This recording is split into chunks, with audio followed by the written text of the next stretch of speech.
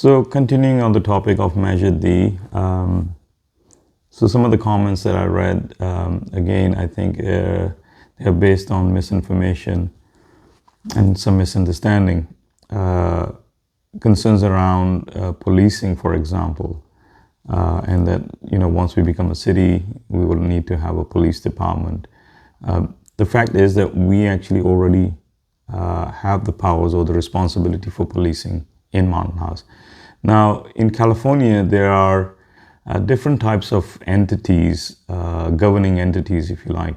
There are counties, there are cities, there are special districts, there are school districts, and then there are, a whole bunch of other various miscellaneous entities. But I mean, the top four, for example, counties, obviously San Joaquin County, counties typically have policing responsibility or powers, corporate tax, and so on and so forth. Cities have, again, pretty much the same responsibilities and powers as a county. A special district only has corporate and tax. And so if someone was looking at it from that perspective, that we were moving from being a special district to becoming a city, there is a lot of things that the new city will be taking on. But as far as Mountain House is concerned, Mountain House is a community service district. Now, this is a special kind of special district that has the ability to take on more responsibilities or more services than a special district has. And this could range from just one additional service to a number of different services.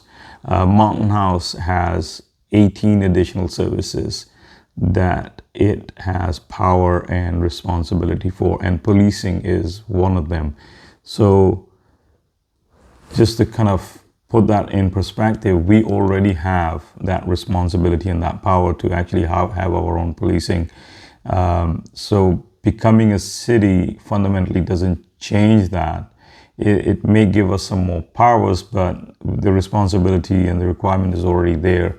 And as of today, we contract that service out to the San Joaquin County Sheriff's Department. And my understanding, at least from all the different workshops that I've attended and the conversations that I've had, the plan is to continue to do that. And there should be no major change in the way that function is handled.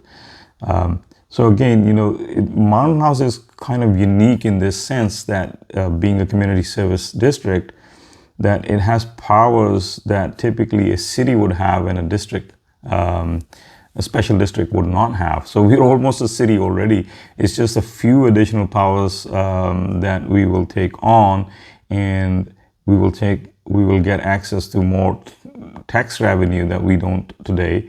And those extra powers, as I mentioned before, were, zoning. The most critical ones to me, at least, are the ability to move zoning decisions to the city itself as opposed to the county, and economic development, which is something that is, I think, critically needed for us to grow as a city. The Safeway is a case in point, which is basically that we had no powers at all to invite a grocery store or a chain to come and set shop in Mountain House.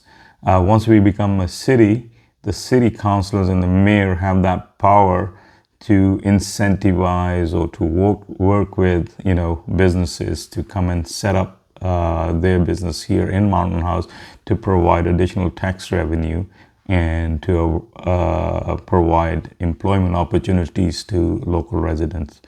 Animal control is another one. I've not really looked into details of that as to how that critically benefits us, but I know those who are close to that feel that that's a very important power that needs to move to Mountain House. I'm not an expert on that, so I'll kind of refrain from commenting on that. But Yeah, I mean, to have that locally, and again, it doesn't mean that we have to day one just take that responsibility and actually provide that service ourselves.